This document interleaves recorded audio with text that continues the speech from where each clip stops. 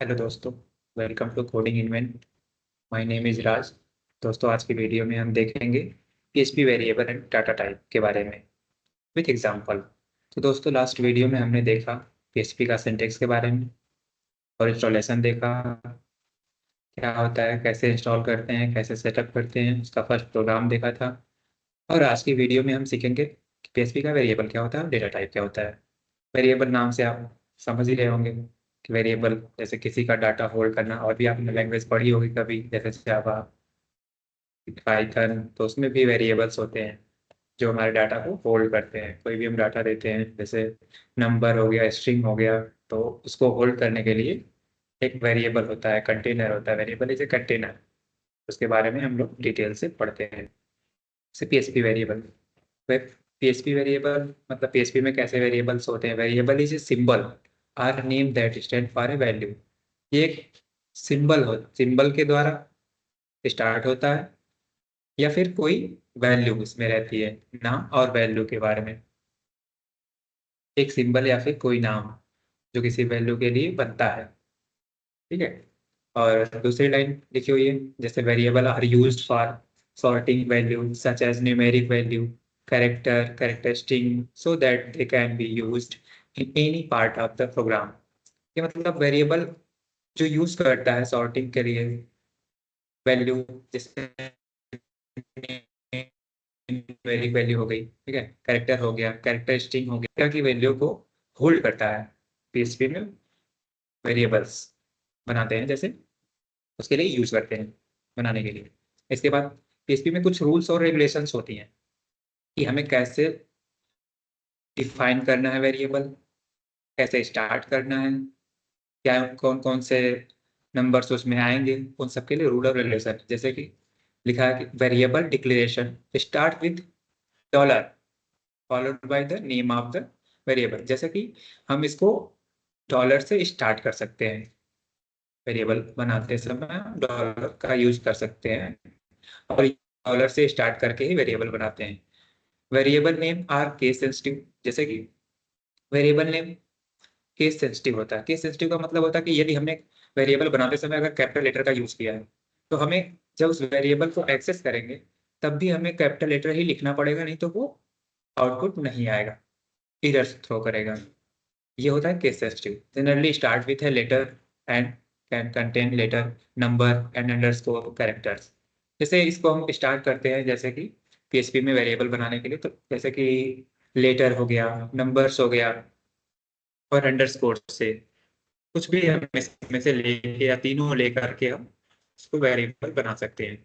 और वेरिएबल लिखा है, variable use, variable values can be numbers, string, Boolean. जैसे वेरिएबल क्या करता है, कौन कौन से डाटा टाइप को लेता है, जैसे कि नंबर हो गए, स्ट्रिंग हो गए, बुलियन हो गए, इसी तरह के और भी जितने भी डाटा होते हैं उन सबको होल्ड करता है, उन सबकी वैल्यू को अपने पास रखता है। और फिर जब हमें जहाँ चाहिए, जहाँ पे प्रिंट करानी होती है, वहां पे हम जाकर उसको प्रिंट कर सकते हैं। वेरिएबल का एक सिंपल सा एग्जांपल दिया जाए कि जैसे कैसे यूज होता है। जैसे कि हमें अभी कोई ऐसे लिखना हो और वो ऐसे 4 जगह लिखने हैं, तो हम क्या करेंगे कि 4 जगह जा जाके वही चीज एक जगह लिखेंगे, फिर दूसरी जगह लिखेंगे, चौथी जगह लिखेंगे। वेरिएबल को क्या करता है कि अगर एक बार हम उसको लिखे और उसको किसी वेरिएबल में होल्ड कर लिए, उसको हम रख लिए, और वही वेरिएबल 4 जगहों पे जाके हम प्रिंट कर देंगे। ठीक है। तो इस तरह से हम इसका यूज करते हैं। इसी तरह से हमारा लॉजिक होता है। लॉजिक जो हम होता है उसको भी हम एक जगह लिख लेंगे और उसको एक वेरिएबल में डिफाइन कर लेंगे, स्टोर करा लेंगे, और जहां जहां जरूरत होगी वहां वहां प्रिंट करा देंगे उसको। अब आगे देखते हैं पीएचपी डाटा टाइप। पीएचपी में डाटा टाइप कौन कौन से होते हैं और कितने प्रकार के होते हैं। Variable can store data, variable can store data of different types and different data type can be different things. जैसे कि वेरिएबल में अलग अलग प्रकार के डेटा टाइप होते हैं, और अलग अलग डेटा टाइप अलग अलग वैल्यू को स्टोर करते हैं। जैसे कि PHP support the following data type. ये कौन कौन से डाटा टाइप को सपोर्ट करती है। स्ट्रिंग हो गया, इंटीजर हो गया, फ्लोट हो गया, floating point number also called double. Floating point number को ही डबल कहते हैं, फ्लोट को ही डबल भी हम बोलते हैं। बुलियन हो गया, एरे हो गया, ऑब्जेक्ट हो गया, नल हो गया, रिसोर्स हो गया। इनमें से हम कुछ को देखते हैं कि कैसे इसका एग्जाम्पल के थ्रू समझते हैं कि स्ट्रिंग क्या है, उसको हम कैसे लिखेंगे पीएचपी में और कैसे उसका आउटपुट आएगा, वो सारी चीज आगे देखते हैं।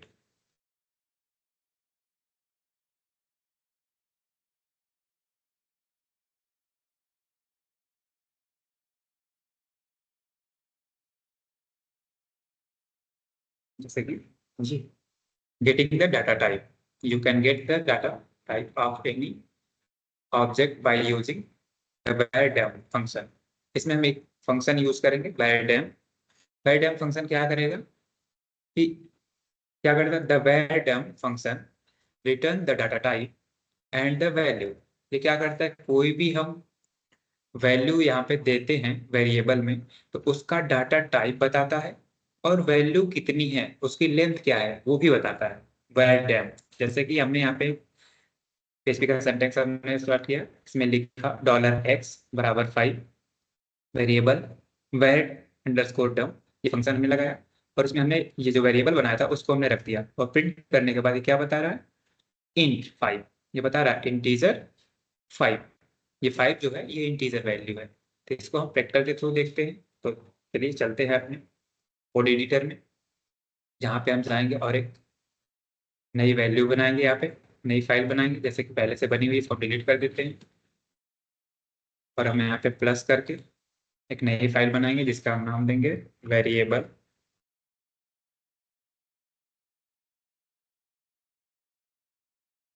Variable 1.php। ठीक है, ये एक्सटेंशन होता है .php और ये फाइल हमारी बन जाएगी। जैसे कि यहाँ पे सिंबल भी आपको दिखा देगा php का। ये हमारे फोल्डर में बनी है php_code में। और ये जब इसको हम बनाते हैं तो ये हमारा htdocs, जो हम इसके पहले के वीडियो में जो आप पढ़े होंगे तो उसमें लिखा रहा होगा htdocs नाम का एक एक्सएम सर्वर होता है जो हम इंस्टॉल करते हैं। उसके अंदर एक फोल्डर होता है, उसके अंदर हम एक अपना फोल्डर बनाते हैं, पीएचपी कोड का हमने बनाया है। तो उसके अंदर जाके हम ये फोल्ड फाइल बनाते हैं। तो जहाँ पे वो सेव हो गई है, अब इसमें हम कोड लिखना स्टार्ट करते हैं।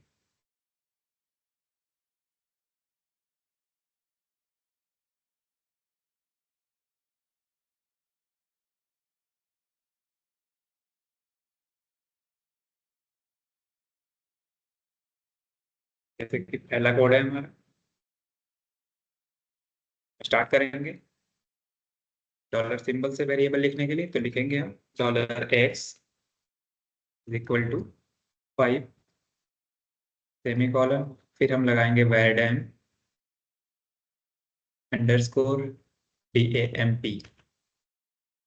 var_dem हम ब्रेस लगाएंगे, ब्रेस के अंदर हम जाके लिख देंगे अपने वेरिएबल का नाम, ठीक है, $x।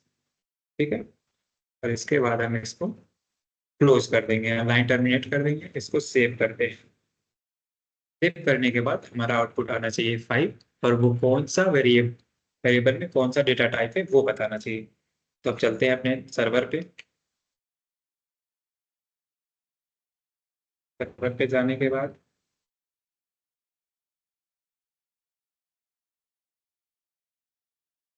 यहाँ पे हम अपना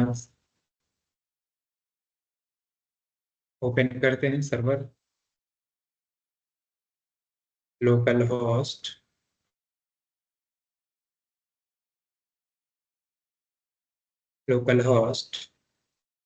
PHP कोड, ये हमारा फोल्डर है। इसको हम क्लिक करेंगे तो हमारा डायरेक्टरी ओपन हो जाएगा जो हम HDDOS के अंदर बनाए थे। जितने भी प्रोग्राम्स हमारे होंगे इसमें दिखाएगा। तो हमने बनाया है वेरिएबल 1, ये वाली फाइल। इस पर क्लिक करेंगे तो हमारी फाइल रन हो जाएगी। तो दिखा रहा है कुछ मिस्टेक्स है, कुछ एरर हो गए हैं। कहाँ पे एरर है वो बता रहा है कि फाइल फैटल एरर और to call the undefined var function var dump. ये फंक्शन जो है कुछ गलत लिख गया है लाइन नंबर 3 में। तो हम चलेंगे अपने कोड में। तो इसका DUMP स्पेलिंग इसकी मिस्टेक्स है। तो जैसे अब कभी भी हम आप लिख रहे हैं तो अगर ऐसे आप लिख देंगे, कुछ भी गलत लिखेंगे तो वो एरर बताएगा। एरर को ऐसे ही फाइंड करके फिर उसको सॉल्व करेंगे। देखिए एरर बता, इसको रिफ्रेश करते हैं, देखिए ये बता दिया आउटपुट आ गया। ये क्या है, इंटीजर है और इंटीजर है और कौन सी वैल्यू है, 5 है। इसका टाइप भी बता रहा है, डेटा टाइप भी, और कौन सा हमारा इतनी वैल्यू है जो आउटपुट में हमें आनी चाहिए थी। ठीक है, हमने यहाँ पे ये दिया था, ये बता दिया। इंटीजर को फाइंड करने के लिए हम यहाँ पे कमेंट लिख सकते हैं ऐसे कि क्या हमने फाइंड किया, इंटीजर। इंटीजर का एग्जांपल हमने देख लिया। अब इसके आगे हम देखते हैं, इसके आगे हम देखते हैं कि हमारा था स्ट्रिंग। तो स्ट्रिंग के बारे में थोड़ा देख लेते हैं, उसके बाद इसका प्रैक्टिकल देखते हैं। जैसे कि स्ट्रिंग का क्या था हमारा, PHP string. A string is a sequence of character like hello world. String क्या होता है, कैरेक्टर होता है। स्ट्रिंग में हमारा कैरेक्टर्स आते हैं, जैसे किसी का नाम हो गया, एड्रेस हो गया, कुछ भी इसके अंदर हम प्रिंट करवा सकते हैं। वो स्ट्रिंग के फॉर्मेट में होता है। स्ट्रिंग लिखने का एक सिंटेक्स होता है, जैसे कि हमें डबल कोट्स में होगा या सिंगल कोट्स में होगा। इन दोनों फॉर्मेट में हम स्ट्रिंग को लिखते हैं। जैसे लिखा गया है $x बराबर हेलो वर्ल्ड डबल कोट्स में, और $y बराबर सिंगल कोट्स में हेलो वर्ल्ड।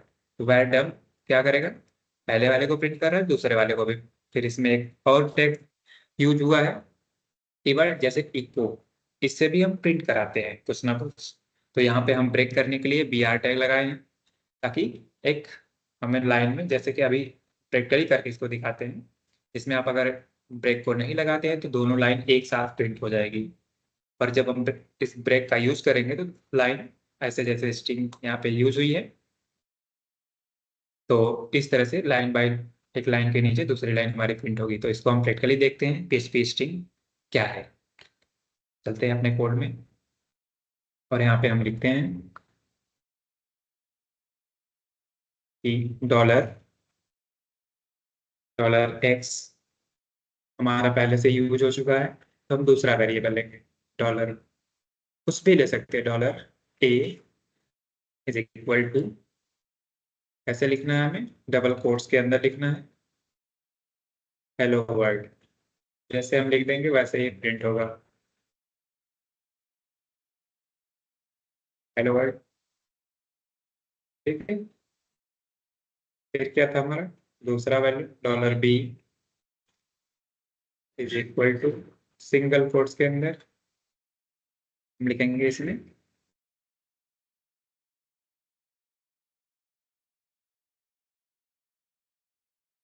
कभी कभी कीबोर्ड काम नहीं करता इसलिए नहीं उठा रहा वैल्यू।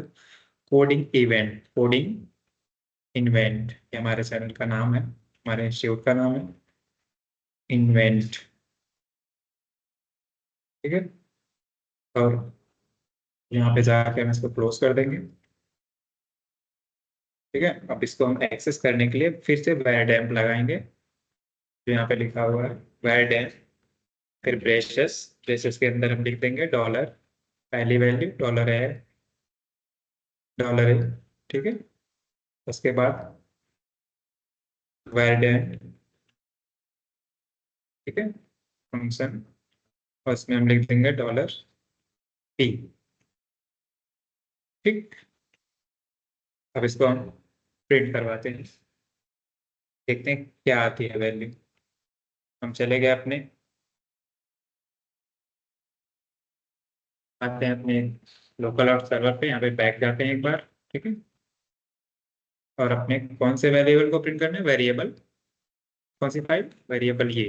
ठीक है, इसमें देखिए सब एक लाइन में आ रहा है। पहली वाली इंटीजर फर्स्ट थी, इंटीजर 5 दिया है स्ट्रिंग, ये बता रहा है कि स्ट्रिंग वैल्यू हेलो वर्ल्ड है। इसमें कितने लेंथ है, 12, जैसे कि 1 2 3 4 5 6 7 7 8 9 10 11 12 वर्ड है। और स्ट्रिंग जो दूसरी कोडिंग इन्वेंट हुई है, सारे आउटपुट आ गए हैं, लेकिन एक ही लाइन में आ रहा है, जैसा कि हमने कोड में देखा था पीछे PPT में अपने, कि क्या था, PPT में जो देखे थे कि किस प्रकार से स्ट्रिंग रहती है। जैसे कि हमने यहाँ पे यूज किया है इको BR टैग, जो टैग करता है।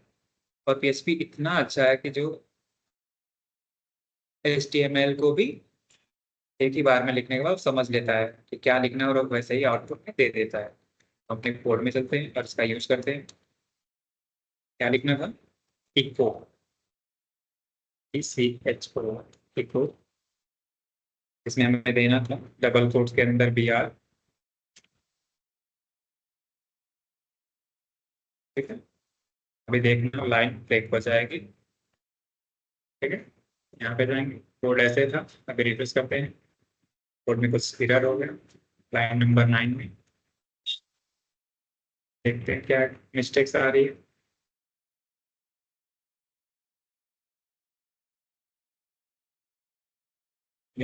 सेमी कॉलन नहीं दी, ठीक है।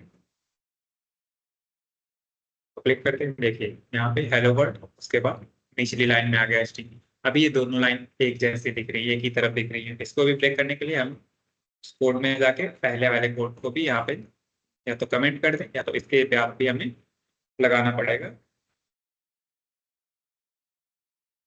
ये ब्रेक लाइन हमको फिर से यूज करनी पड़ेगी, ठीक है?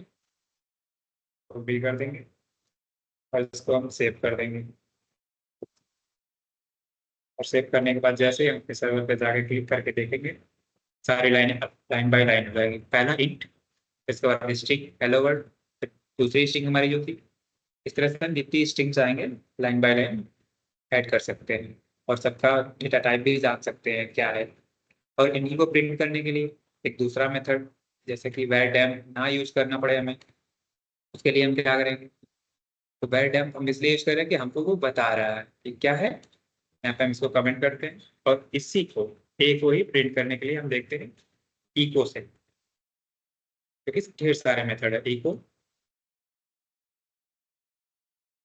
के बाद ब्रेश, इसमें हम देंगे डॉलर ए, ठीक है। ब्रेश बंद करते हैं, फिर देखिए क्या आउटपुट में आता है, सिर्फ हेलो वर्ड, ठीक है।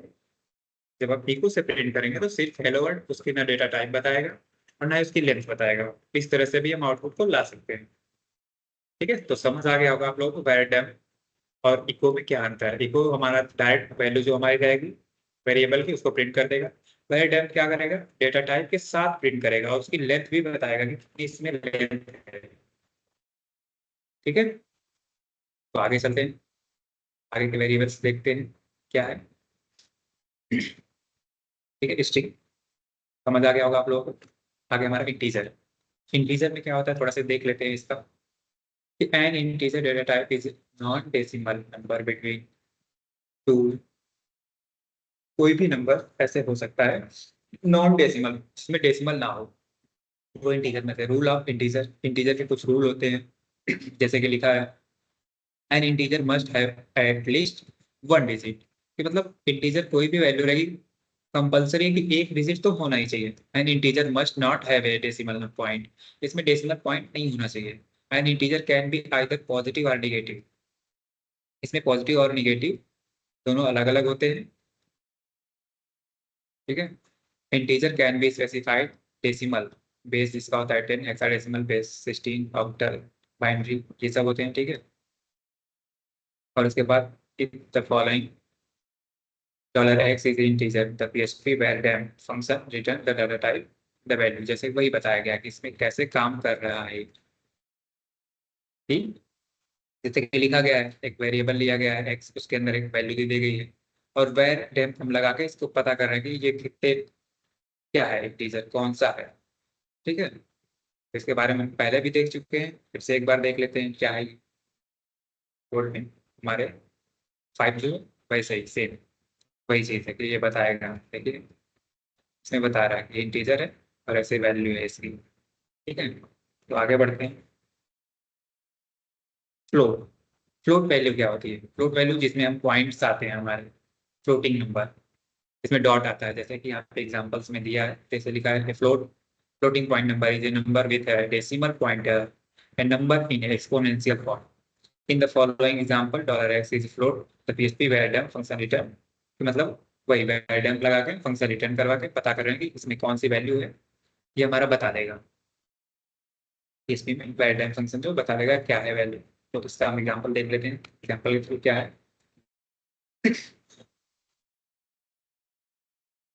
जैसे कि लगाते हैं यहाँ पे एक ब्रेक, नई लाइन, फिर उसके बाद हम लिखते हैं where, लिखते हैं $x $d, is equal to, दे देते हैं नंबर 11.25, ठीक है, 6 ऐसे करके एक नंबर दे देते हैं और इसको हम प्रिंट करवाते हैं var डैम के हेल्प से। var डैम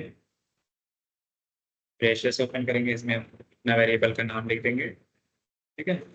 इसके बाद सेव करेंगे, सेव करके हम सीधे चले जाएंगे अपने यहाँ पे प्रोग्राम हमारे रन होते हैं, ठीक है। यहाँ पे जाके जैसे ही अपडेट करेंगे वो नीचे आके सो हो जाएगा। हमारा क्या बता रहा है, जो हम 11.256 ऐसे वैल्यू दिए हैं, ये क्या है, फ्लोट वैल्यू है। ये बता दे रहा है कि कौन सी वैल्यू है, फ्लोट वैल्यू है, ठीक है। इंट स्ट्रिंग ये फ्लोट वैल्यू, तो बस ऐसे ही वैरिएबल के माध्यम से चेक कर सकते हैं कि कौन सी इसकी क्या वैल्यू है, ठीक है। फ्लोट हो गया। इसके बाद हम देखते हैं नेक्स्ट बुलियन। कि बुलियन क्या होता है, बुलियन होता है कि जैसे कोई भी डाटा होता है, जैसे कहीं भी हमें कोई डाटा शो कराना हो ट्रू और फॉल्स के रूप में, ट्रू और फॉल्स के फॉर्मेट में चाहिए हमें, तो हम उसके लिए बुलियन यूज करते हैं। ये भी हमारा एक डेटा टाइप है। जैसे कि इसके लिए हम देखते हैं, सभी बताएगा कि क्या है कैसे है, ठीक है। कोड में हम जाएंगे और हम लिखेंगे यहाँ पे एक बी आर टैग लगा देते हैं, टैग कर देते हैं, एक को बी आर से हम टैग कर देंगे, ठीक है। फिर हम अगला वेरिएबल बनाएंगे, ये भी और यूज हो गया, हम बनाते हैं ई इज इक्वल टू, लिख देते हैं इसमें ट्रू, ठीक है।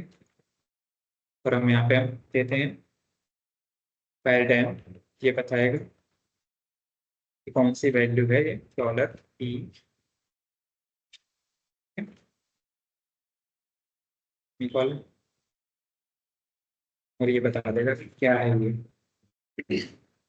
देखिए ये बता दिया बुलियन ट्रू, अगर हम ट्रू दिए तो ट्रू बताएगा, अगर हम यहाँ पे कोई फॉल्स वैल्यू देंगे जो भी हम स्टोर कराएंगे तो वेरिएबल वेरिएबल के अंदर हम जो कुछ भी दे देंगे वो हमारा स्टोर कर देगा। जैसे कि तो कॉपी कर लेते हैं और यहाँ पे हम लिखते हैं एक C H O echo double quotes के अंदर लिखते हैं बी आर, ठीक है, डबल कोट्स बंद, और हम यहाँ पर पेस्ट करते हैं। और अगर यहाँ पे हम वैल्यू देते हैं फॉल्स,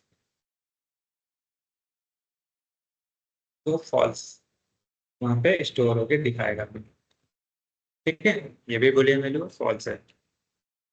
तो ये हो गया हमारा इंटीजर, स्ट्रिंग, फ्लोट, बुलियन, इस तरह के ढेर सारी वैल्यू जो भी होती हैं हमारी, सारी वैल्यू को हम प्रिंट करा सकते हैं। ऐसे ही वेरिएबल्स में हम डाटा स्टोर करते हैं। और केस सेंसिटिव एक चीज हम देख लेते हैं, केस सेंसिटिव क्या होता है, जैसे कि हमने आगे देखा था स्ट्रिंग में अपने, केस सेंसिटिव क्या होता है, ठीक है। अपनी पीपीटी में हमने जैसे दिखा दिया आपको कि यहाँ पे हमने एक टर्म देखा था केस सेंसिटिव, क्या होता है हमारा, एक केस सेंसिटिव होता है। जैसे ये line, second line variable name case sensitive, ये कैसे मतलब हम पता करेंगे कि कैसे केस सेंसिटिव है कि नहीं है, ठीक है। इसके लिए हम एक एग्जांपल से आपको समझा देते हैं कि कैसे ये केस सेंसिटिव है। कोड में चलते हैं और यहाँ पे हम एक ब्रेक लाइन देते हैं,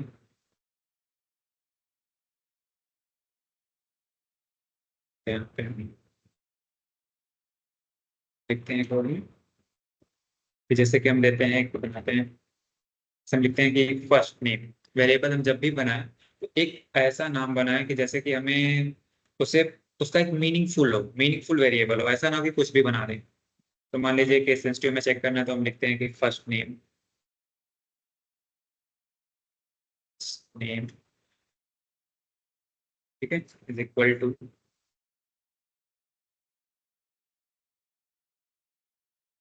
first name is equal to लिखते हैं सिंगल कोट्स में क्लास, ठीक है। फिर हम डॉलर दूसरा बनाते हैं वेरिएबल, ये कैपिटल रखते हैं,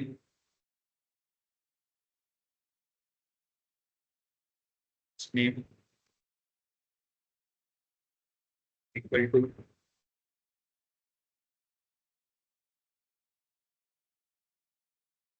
कोडिंग इनमें, रखते हैं जैसे कि राज कोडर, ठीक है, ऐसे नाम दे देते हैं, कुछ भी हम यहाँ पे दे सकते हैं, ठीक है। और इसको हम प्रिंट करवाएंगे, मान लीजिए हम प्रिंट करवाते हैं यहाँ पे, ठीक, बी आर टैग दे देते हैं, बी आर के पहले जैसे मान लीजिए अभी पहली लाइन प्रिंट कराएंगे, तो हमें प्रिंट करवाएंगे, ठीक को टेस्ट के अंदर हम लेंगे FIRST, फर्स्ट नेम, ठीक है। नाम हमारा सही होना चाहिए, जो वेरिएबल में हम यूज किए हैं, तो वो क्या करेगा, वैल्यू रिटर्न नहीं करता है सही से, ठीक है। तो हम अपने चलेंगे कोड में और देखते हैं यहाँ पे क्या वैल्यू वो प्रिंट करता है। कुछ भी मिस्टेक्स होंगी वो वैल्यू रिटर्न नहीं करेगा। कोड में हम देखते हैं क्या हमने गलत कर दिया, हमने नाम जो भी लिखा है यहाँ पे सेम वो मैच नहीं करा, तो हम वही कॉपी करके वही लिखेंगे इसमें, ठीक है।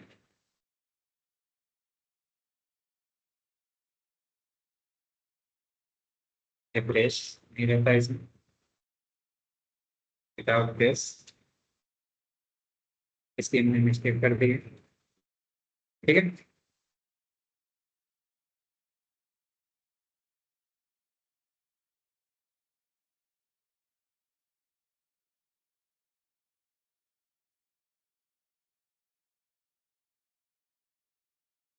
इस नहीं लिख पा रहा,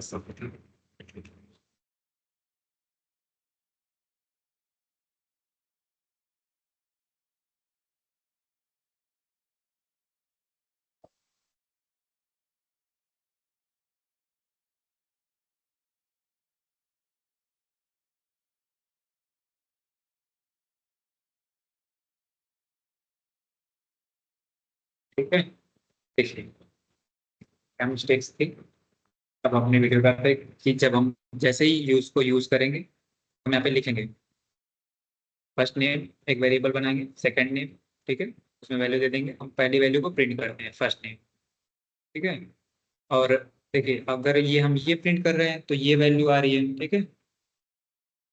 यदि हम चाहे तो फर्स्ट नेम दोनों लिखा हुआ है, अगर कैपिटल लेटर करते हैं तो क्या प्रिंट होता है, अभी यहाँ पे स्मॉल लेटर था, ठीक है, तो हम यहाँ पे कैपिटल लेटर प्रिंट करना होगा हमें, तो हम लिखेंगे यहाँ पे ब्रेक कर देते हैं लाइन को,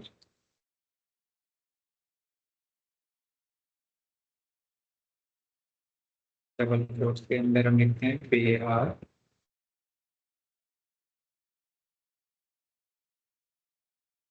ठीक है। अब हम सेकेंड वैल्यू को प्रिंट कराते हैं, सेकेंड नंबर के डाटा को, यहाँ पे हम लिखते हैं equal $F F first name, ठीक है। अब देखते हैं हमें कौन सी वैल्यू वहाँ पे प्रिंट होती है, ठीक है। चलते हैं यहाँ पे,